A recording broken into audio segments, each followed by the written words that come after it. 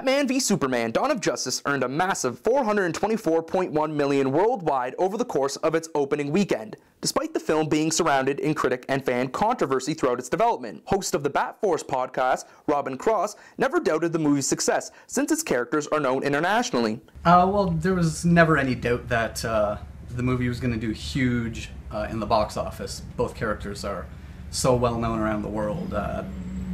There isn't much that's on a level with that as far as worldwide recognition. So there was never any doubt that, regardless of what people thought of the movie, there was never a doubt that it was going to do huge numbers right away. Theater attendant Michael DeSantis says that in his 3 years of working at Cineplex, comic book movies have had the biggest turnout. Yeah, I think so, because I mean, like over the past few years, you even see it, especially on like on like the top 10 movies that have grossed the most money in North America. Majority of them are comic book movies, I think now. Like a lot has changed. Like once they started like ramping up, and now they're like becoming a lot more popular, and they have like these huge budgets. They really like they were able to really like target a market that was out there, I guess, and they weren't like hitting before. So now, yeah, like there's definitely like a lot more attendance, and like it's a lot. The theater is a lot more populated because of that.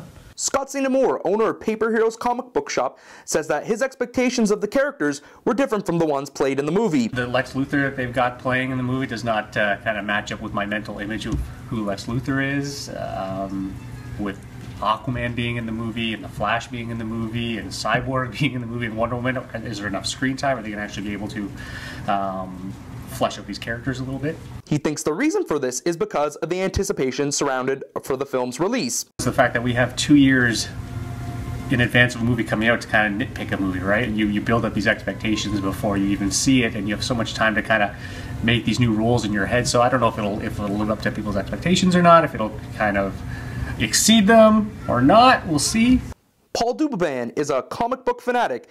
He thinks that the persona of Batman he reads in the comic books do not match the version of Batman played on the big screen. Seeing how he was portrayed in this film, I was a little disappointed because he wasn't portrayed as I envisioned him in The Dark Knight and also in the comics, because in this film he was portrayed to be a little more ruthless, and I was surprised and shocked to see him actually kill people in this film.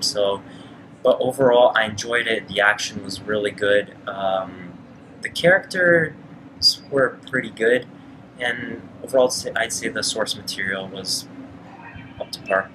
Cross notes that a lot of the scenes from the film are direct panels taken from the comic books. That all comes down to what people are familiar with. A lot of what was seen in the movie does come directly from comic books. There were scenes in there that came right from The Dark Knight Returns, and DC used to do a line of books called Elseworlds that were characters kind of set in different worlds and different times, and they did take a lot of nods from things like that as well. So it's different from what people are kind of accustomed to in movies, but a lot of that does come right from the comics. So Zack Snyder is a comic guy, and he drew a lot from what he knows of reading comics for years. It's been a sort of a 50-50 split. There's been some heated conversations going on in the store about the movie, but it seems like the critics hate it. Fans are giving it a little bit more time to kind of understand the storyline and whatnot, and appreciate it a little bit more. So we'll see if what happens after it's been out for a few weeks. I'm Kian Vitti, the 30.ca.